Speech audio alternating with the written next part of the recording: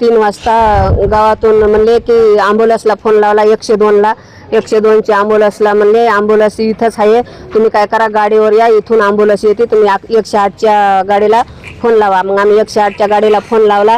108च्या गाडीला फोन लावला. 108ची गाडी हिंगोलीला होती. हिंगोलीची गाडी म्हणली 1-1.5 तासामध्ये येईल मी. तर मी म्हणलं तुमच्या गाडी इथं आहे, तुम्ही का देत नाही? तर म्हणले डिझेलचा प्रॉब्लेम आहे म्हणून आम्ही काही देत नाहीत गाडी. बरं म्हणलं नाहीत नाही. मग तुम्ही ती गाडी व्यवस्थेवर थांबणार का 1-1.5 तास? तर म्हणलं माझ्या मुलीचं लय दुखायलं हे व्हायलंय, मग तुम्ही गाडी लवकर बोलवा. तर त्या काय म्हणल्या तुम्ही गाडी प्रायव्हेटची करा म्हणल्या, ती गाडी काय लवकर येणार नाही. तर मग म्हणलं इथल्या गाडीला प्रॉब्लेम म्हणलं डिझेल नाही. तर मग तिथं आम्ही 3 वाजल्यापासून बसलो. 5:30ला इथं आलो. झालं होतं तिच्या पोटामध्ये, तेव्हा लय दुखत होतं. तर त्या म्हणल्या लय दुखायलंय तुमचं, तर तुम्ही काय करा प्रायव्हेट गाडी करा. मग तर मी म्हणलं कशासाठी? गरिबासाठी गाडी आहे, तर ह्यानं आम्ही प्रायव्हेट गाडी कसं काय करावं? म्हणलं इथं ॲम्ब्युलन्स तुमची लावलेली आहे, का देत नाहीत तुम्ही ॲम्ब्युलन्स? तर त्या म्हणल्या ॲम्ब्युलन्सला डिझेल नाही, डिझेलमुळं ॲम्ब्युलन्स देण्यात येत नाही. बरं म्हणलं नाही तर नाही, ठीक आहे म्हणलं. मग म्हणलं दुसरी तरी ॲम्ब्युलन्स बोलवा.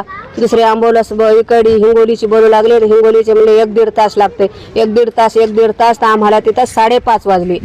5:30 वाजले. तर आम्ही काय केलं, प्रायव्हेट गाडी 800 रुपयाची केली.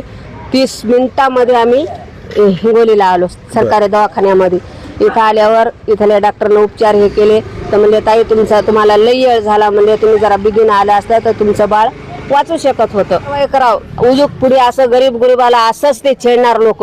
म्हणजे त्याला एकदा जर धक्का बसला तर त्याला समजल की बापा गरिबाची दया कसं करावं. फोन लावला की ॲम्ब्युलन्स बोलवा म्हणून. ॲम्ब्युलन्स तर यायचीच आहे सरकारी, ते का ॲम्ब्युलन्स बोललेले नाही, याच्यामुळे बोललेलं नाही म्हणले की डिझेल नाही म्हणून. डिझेल कोणता देत नाही माणूस, त्याला आम्हाला न्यायचं होतं सोबत. डिझेल कोणता देत नाही, आम्ही सोबत येत होतो. मामा तुम्ही कसं काय, आमचा एवढा पेशंट घायला आहे तुम्ही डिझेल कसं देत नाहीत म्हणून आम्ही सोबत येत होतो.